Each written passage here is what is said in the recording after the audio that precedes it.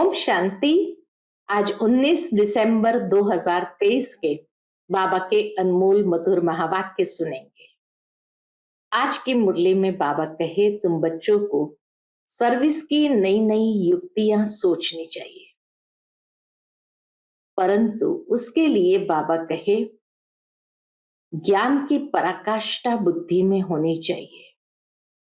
कौन C point कब उठानी है, किस युक्ति से समझाना है, ये बाबा कहे सर्विस की युक्तियां तुम बच्चों को आनी चाहिए।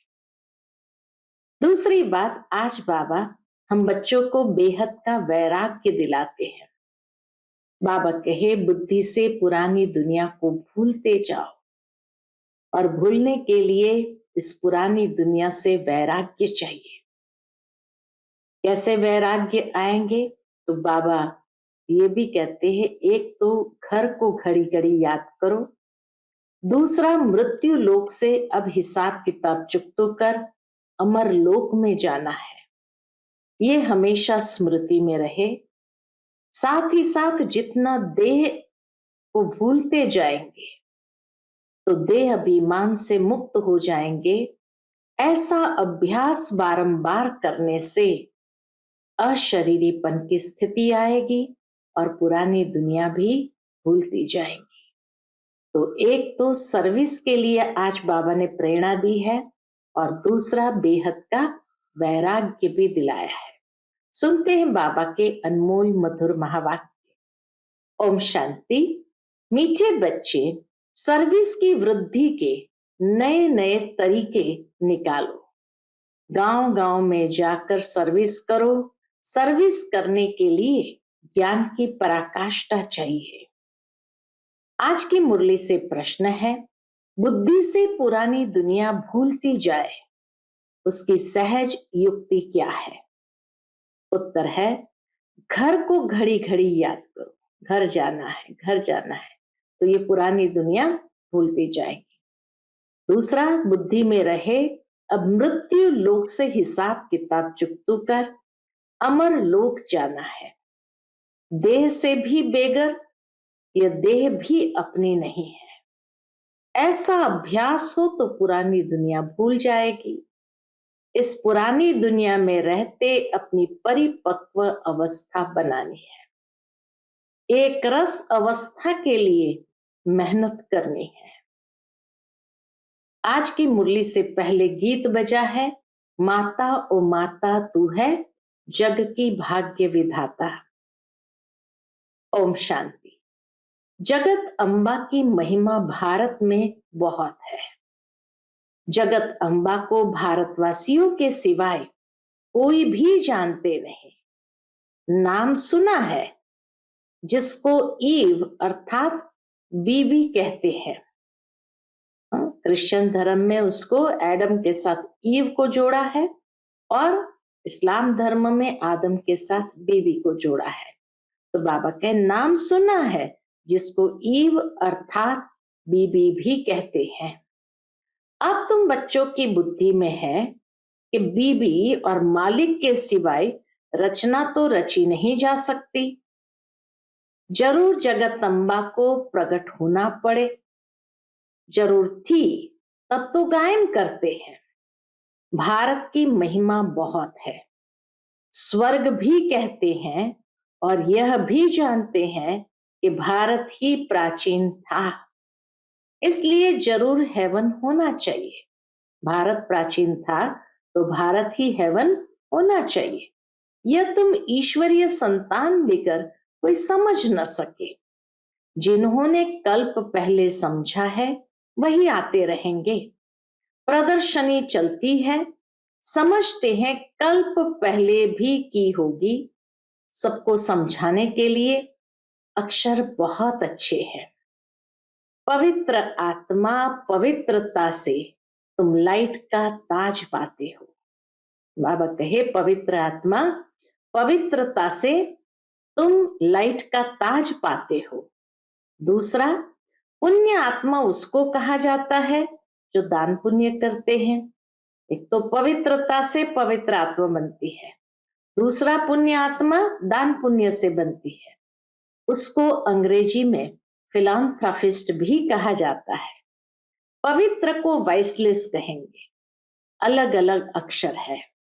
भारत में दान पुण्य होता तो बहुत है, परंतु अक्सर करके दान करते हैं गुरुओं को। अब उन्हें पवित्र आत्मा तो भल कहे, परंतु पुण्य आत्मा नहीं कह सकते। वो दान पुण्य नहीं करते हैं, वो तो दान पुण्य लेते हैं। तो इन सब से बुद्धि योग टूटकर बाप से जुट जाए, इसके लिए बाप को समझाना पड़ता है कि यह ठीक नहीं है। इन सब का उद्धार करने में आता हूं। तुम ज्ञान सागर से निकली हुई ज्ञान गंगाएं हो। वास्तव में गंगा अक्षर राइट नहीं है, परंतु गायन चला आता है, इसलिए भेंट की जाती है। बाप आकर पुरानी दुनिया की पुरानी सब चीजों को क्या करते हैं? नया बनाते हैं। स्वर्ग नई चीज है, नई चीज का समाचार बाप ही जानते हैं, दुनिया नहीं जानती। इसलिए बाबा आकर समझाते हैं। भगवान वाच है, परंतु गीता में श्री कृष्ण का नाम डालने से सबका बुद्धि योग टूट गया है, इसलिए सर्वव्यापी कह दिया है। श्री कृष्ण के साथ बहुतों का बुद्धि योग है।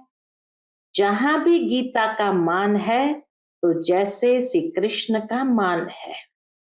वास्तव में बाप के महिमा की टोपी बच्चे के ऊपर आ गई है। यह भी ड्रामा में नूंद है। यह बाप आकर समझाते हैं। बाबा बार बार समझाते हैं। जब कोई आते हैं तो हर एक का ऑक्यूपेशन पूछो। क्या पूछो? इससे तुम्हारा क्या संबंध है? बाबा को दिखाते हुए पूछो, इससे तुम्हारा क्या संबंध है? बाबा ने प्रश्नावली अच्छी बनाई है। सर्विस तो बहुत अच्छी हो सकती है। सर्विस तो जगत अम्बा के मंदिर में बहुत अच्छी हो सकती है। बाबा बच्चों को प्रेरित करते हैं कि जगत अम्बा के मंदिर में भी बहुत अच्छी सर्विस हो सकती है। वहां जाकर समझाओ कि यह है जगत अम्बा, सृष्टि को रचने वाली माता। कौन सी दुनिया रचती है? जरूर नई रचना रचेगी। अच्छा, इस माता का पिता कौन है? इनको जन्म किसने दिया? मनुष्य तो मुख वंशावली का अर्थ भी नहीं समझते। तुम जानते हो इनको परम पिता परमात्मा ने जन्म दिया है। तुम बच्चों को ही समझाना पड़े। जगत अम्बा मुख वंशावली है, परंतु कैसे? परम पिता परमात्मा तो निराकार है, तो कैसे फिर वो मुख वंशावली हुई? समझाया जाता है ब्रह्मा तन से। निराकार परम पिता परमात्मा आकर ब्रह्मा तन से समझाते हैं और उसको मुख वंशावली बनाते हैं। परम पिता परमात्मा ने आकर जैसे इस ब्रह्मा को एडॉप्ट किया, वैसे बच्ची को भी किया। ये बातें सबकी बुद्धि में स्थायी नहीं ठहरती, घड़ी घड़ी भूल जाते हैं। बच्चे सर्विस तो बहुत कर सकते हैं। जगत अम्बा के मंदिर में परिचय देना चाहिए, तो उन्हों का भी बुद्धि योग बाप से जुटे। जगत अम्बा भी उनसे योग लगाती है, तो हम भी उनसे योग लगाएं। नीचे जगत अम्बा तपस्या में बैठी है, उनका मंदिर ऊपर है। नीचे राजयोग की तपस्या कर रहे हैं। फिर राज राजेश्वरी स्वर्ग की मालिक बनी सतयुग में। अभी है कलयुग। फिर से जब तपस्या में बैठे तब तो स्वर्ग के मालिक बने ना। तुम्हारी बुद्धि में यह सारा ज्ञान रहना चाहिए। यह सच्ची राय मनुष्य को दी जाती है।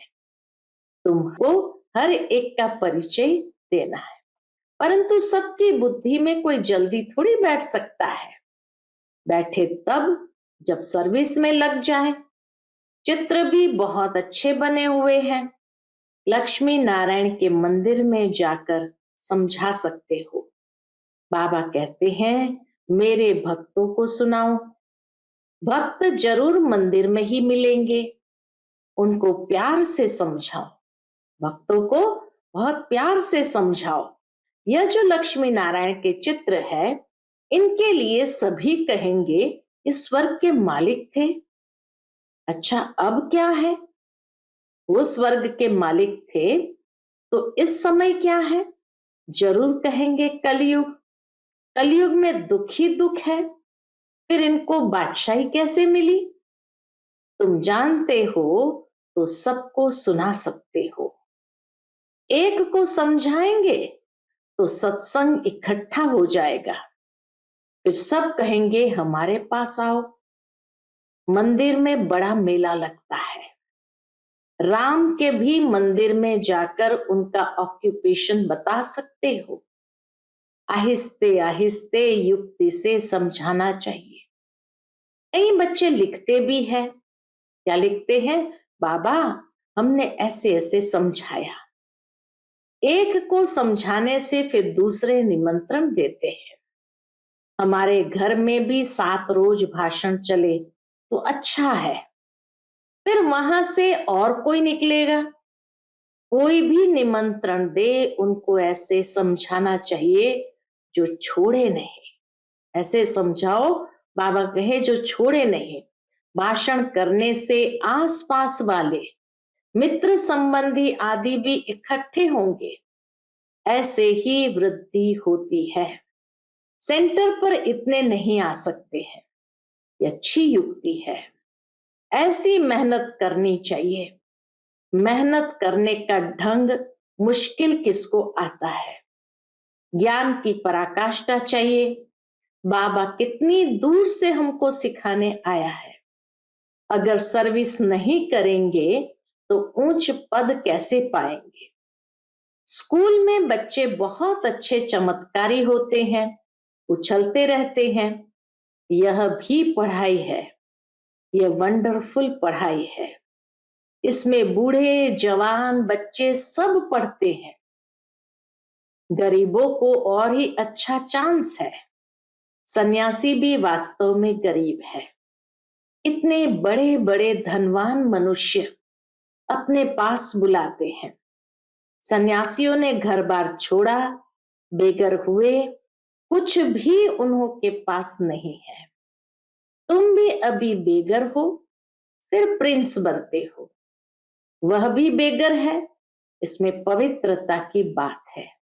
सन्यासियों में भी पवित्रता की बात है, तो बाबा के बच्चों में भी पवित्रता की बात है। तुम्हारे पास और कुछ नहीं है, तुम देह को भी भूल जाते हो। देह सहित सब कुछ त्याग कर एक बाप के बनते हो। जितना एक बाप को याद करेंगे, उतनी धारणा होगी। एक रस धारणा हो जाए, उसके लिए मेहनत चाहिए। हमको बाबा के पास जाना है, तो इस पुरानी दुनिया का ख्याल क्या रखे? जब तक परिपक्व अवस्था हो, तब तक रहना इस पुरानी दुनिया में, पुराने शरीर में है। अब तुम्हें गृहस्थ व्यवहार में रहकर पवित्र बनना है। इस मृत्यु लोक से हिसाब किताब चुकता होता है। अब अमर लोक जाना है। घर को घड़ी घड़ी याद करने से पुरानी दुनिया भूलती जाएगी। बोलो, गीता में बाबा ने क्या कहा है? भगवान को बाबा कहा जाता है। निराकार बाबा कहते हैं, माम एकम याद करो। योग अग्नि से तुम्हारे विकर्म विनाश होंगे। यह भगवान के महावाक्य है कि इस पुरानी दुनिया और पुराने देह को भी छोड़ो। देही अभिमानी बनकर निरंतर बाबा को याद करो। भगवान है निराकार। आत्मा शरीर लेकर टॉकी बनती है। बाबा तो गर्भ से जन्म नहीं लेते। उनका नाम एक ही शिव है। ब्रह्मा विष्णु शंकर को अपना सूक्ष्म शरीर है। यह है ही निराकार परम पिता परमात्मा। फिर उनका नाम है शिव। वही ज्ञान का सागर है। ब्रह्मा विष्णु शंकर को रचता नहीं कहेंगे, रचयिता एक ही निराकार को कहा जाता है। वह फिर साकारी रचना कैसे रचे? तो ब्रह्मा द्वारा आकर समझाते हैं। श्री कृष्ण तो हो न सके, ब्रह्मा के हाथ में ही वेद शास्त्र दिखाते हैं। गाया भी हुआ है ब्रह्मा द्वारा स्थापना, ब्रह्मा द्वारा सभी शास्त्रों का सार सुनाते हैं। निराकार सुनाते हैं इस द्वारा, साकार द्वारा। ये बातें अच्छी रीति धारण करनी पड़े। भगवान वाच, मैं राज योग सिखाता हूं। विनाश के पहले स्थापना भी जरूर चाहिए। बाबा कहे विनाश के पहले स्थापना भी जरूर चाहिए। पहले पहले है स्थापना, बड़ा ही क्लियर लिखते रहते हैं। एक एक बात बाबा कितना बारीकी से नोट कराते हैं। ब्रह्मा द्वारा सूर्यवंशी घराने की स्थापना, ब्रह्मा द्वारा स्थापना कहा जाता है किसकी? तो बाबा कहे लिखो सूर्यवंशी घराने की स्थापना। लिखत में बड़ा अच्छा राज है, परंतु जबकि कोई मेहनत कर और सर्विस में लग जाए, सर्विस में लग जाने से फिर मजा आएगा। जितना बाबा की सर्विस में लग जाते हैं उतना फिर मजा आएगा। मम्मा बाबा को भी सर्विस में मजा आता है, बच्चों को भी सर्विस करनी है। मम्मा को तो मंदिर में नहीं ले जाएंगे, मम्मा की तो बड़ी महिमा है। बाबा भी कितना रिगार्ड रखता है मम्मा का, मम्मा की तो बड़ी महिमा है, बच्चों को तो जाना ही पड़े। बाबा कहते हैं वानप्रस्थियों के पास जाकर उन्हों से प्रश्न पूछो, फिर समझाओ कि कभी गीता अध्ययन की है? गीता का भगवान कौन है? ऐसे ऐसे बाबा कहे वानप्रस्थियों के पास जाकर के समझाओ। भगवान तो एक ही निराकार होता है, साकार को भगवान नहीं कहेंगे, भगवान एक है। इसमें सर्विस का बहुत विचार सागर मंथन चलना चाहिए। बाबा का ज्ञान ऐसे है, जितना विचार सागर मंथन करते जाओ उतना नए नए बातें मन के अंदर उभरती रहती है। प्रैक्टिस करनी है तो बाहर जाकर ट्रायल करनी चाहिए। जगत अम्बा का दर्शन करने रोज आते हैं। त्रिवेणी पर भी मनुष्य बहुत जाते हैं, वहां भी जाकर सर्विस करे, भाषण करे तो ढेर आकर इकट्ठे होंगे।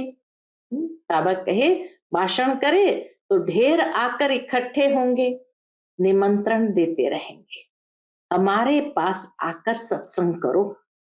बाबा मम्मा तो कहाँ जा नहीं सकते, बच्चे जा सकते हैं। बंगाल में काली का मंदिर है, वहां भी बहुत सर्विस कर सकते हो। काली कौन है इस पर भाषण करो, परंतु हिम्मत चाहिए। बाबा जानते हैं कौन समझा सकते हैं। जिनमें देह अभिमान है वह क्या सर्विस कर सकेंगे?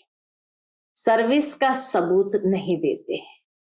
सर्विस अगर पूरी नहीं की तो नाम बदनाम करेंगे। योगी में बल बड़ा अच्छा रहता है, समझाने के लिए पॉइंट्स बहुत देते रहते हैं, परंतु अच्छे अच्छे महारथी भी भूल जाते हैं। सर्विस तो बहुत है, इसको कहा जाता है बेहद की सर्विस। फिर वह मान भी बहुत पाते हैं।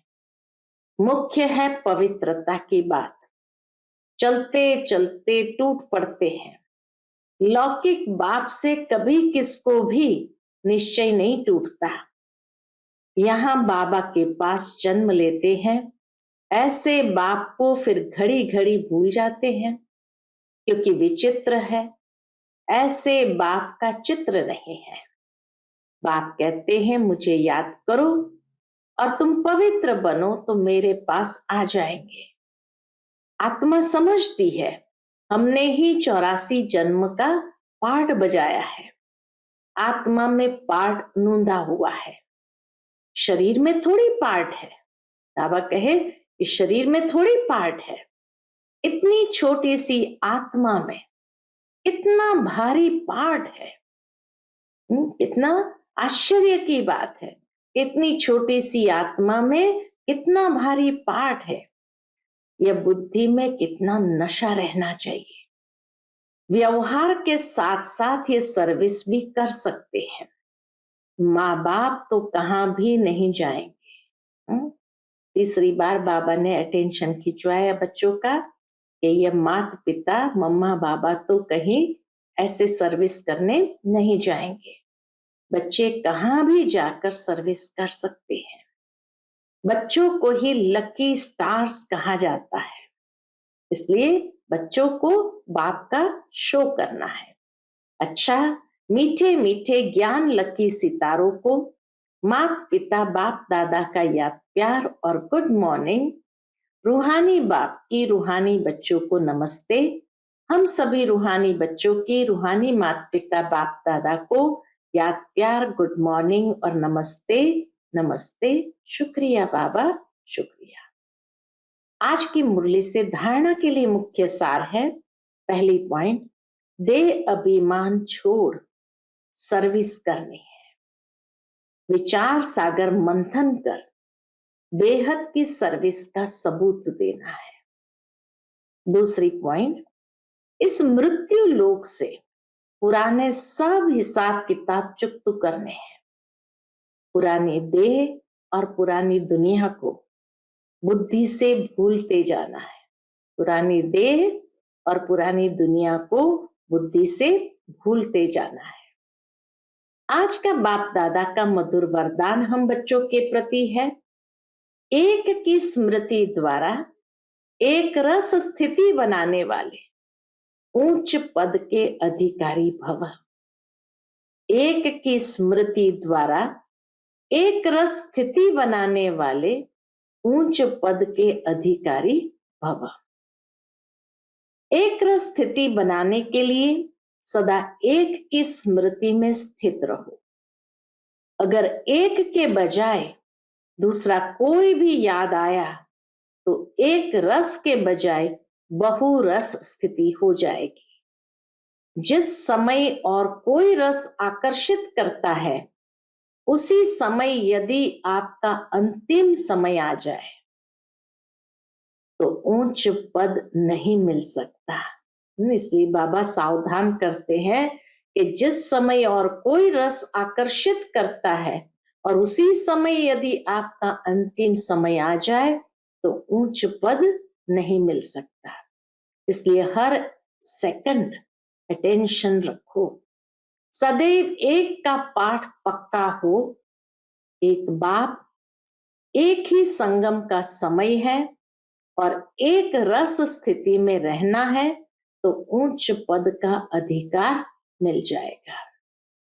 आज का स्लोगन है, शुद्ध संकल्पों का भोजन स्वीकार करने वाले ही सच्चे सच्चे वैष्णव है। शुद्ध संकल्पों का भोजन स्वीकार करने वाले ही सच्चे सच्चे वैष्णव है। बाबा कहे जिस तरह शरीर को प्रतिदिन सात्विक भोजन खिलाते हैं, इसी तरह मन बुद्धि को भी रोज सात्विक चिंतन देने की आवश्यकता है। जितना ये सात्विक चिंतन स्वीकार करेंगे, विशेषकर मुरली के द्वारा, तो बाबा कहे उसको ही सच्चे सच्चे वैष्णव कहा जाता है, जो तन और मन दोनों से शुद्ध और सात्विक भोजन स्वीकार करते हैं। अच्छा, Om Shanti. Piece of mind channel को लाइक करें, सब्सक्राइब करें और हमारी लेटेस्ट वीडियोस देखने के लिए बेल आइकन को प्रेस करें।